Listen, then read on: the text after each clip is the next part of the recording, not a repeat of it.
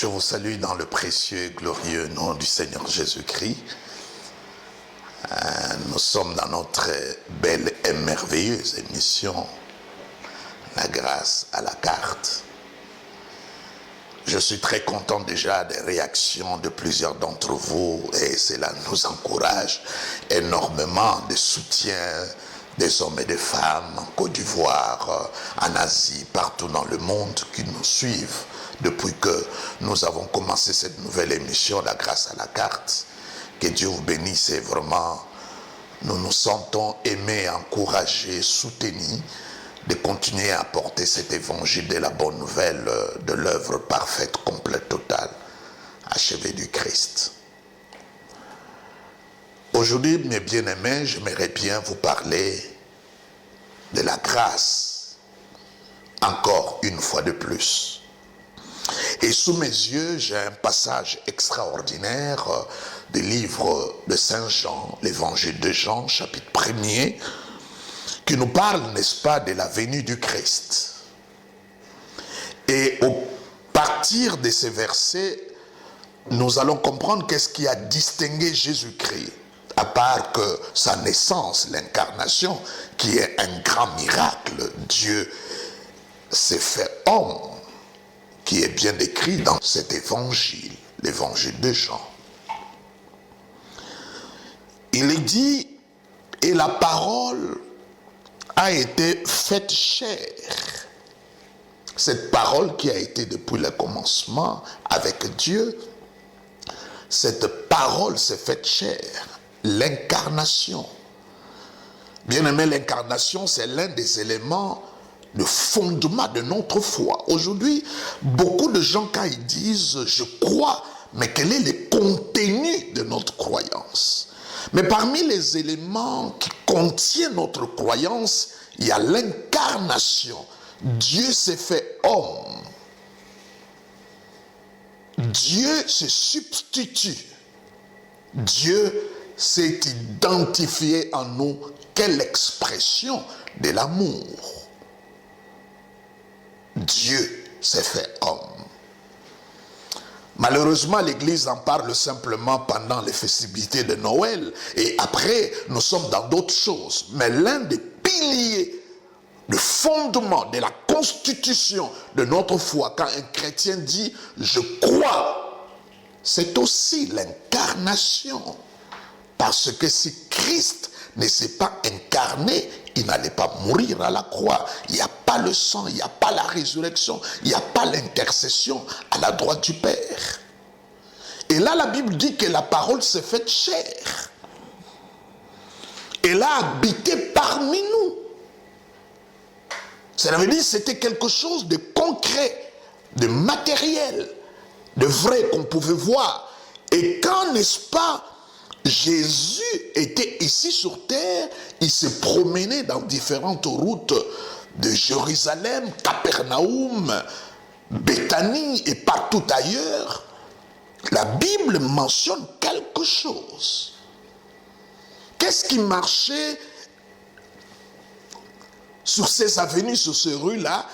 Qu'est-ce qui rencontrait les lépreux? Qu'est-ce qui rencontrait le boiteux, les paralytiques, la femme samaritaine et que sais-je encore? La Bible dit cette parole qui a été incarnée était pleine de grâce et de vérité.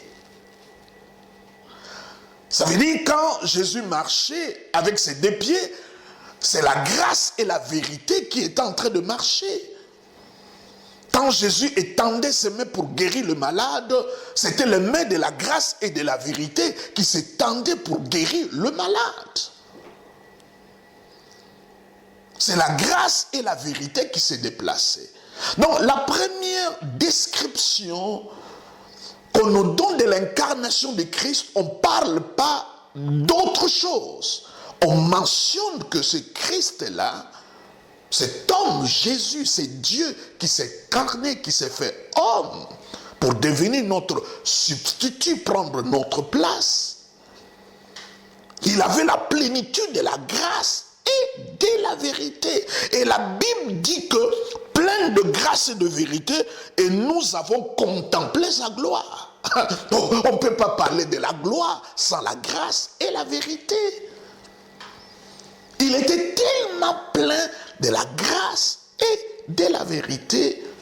Les gens qui le voyaient ont contemplé sa gloire. La gloire qui veut dire poids lourd.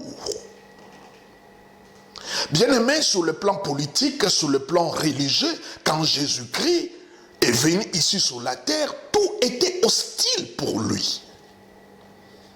Mais qu'est-ce qui a fait que Jésus-Christ était indictible? C'est simplement parce qu'il avait la plénitude de la grâce et de la vérité.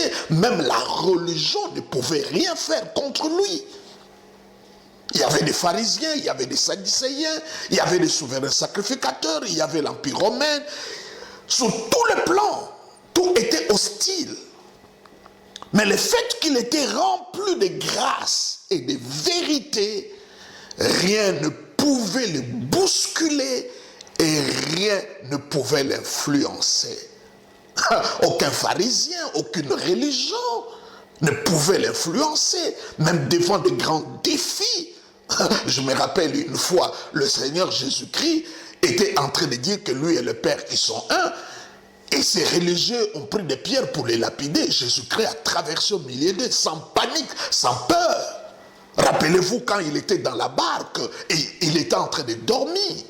Quand quelqu'un est plein de grâce et de vérité, les gens vont contempler la gloire en lui, mais la grâce et la vérité en lui pourra faire, quel que soit le monde dans lequel il se trouve, qu'il ne soit pas influencé. Pas autre chose. La Bible décrit qu'il était plein de grâce et de vérité. Il s'est distingué. Il n'y avait personne pareil à lui. Parce que la plénitude de la grâce, de la vérité était en lui.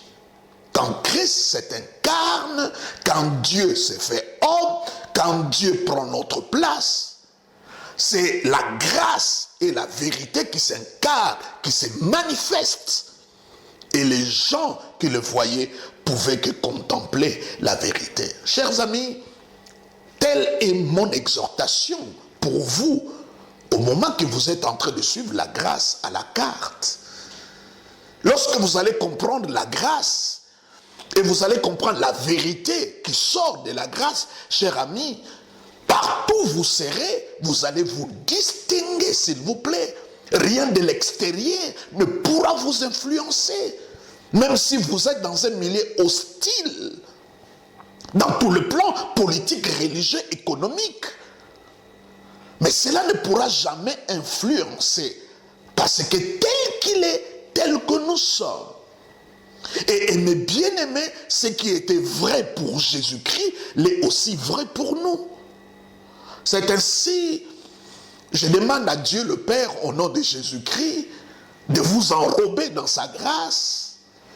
Et que la grâce ne soit pas simplement une chanson, mais une vraie révélation dans votre vie.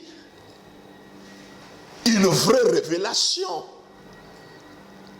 Vous avez essayé par tous les moyens de vous distinguer, mais là vous comprenez que Jésus-Christ, la chose qu'il a distinguée, qu'il a fait sortir du lot, c'est qu'il était plein de grâce et de vérité.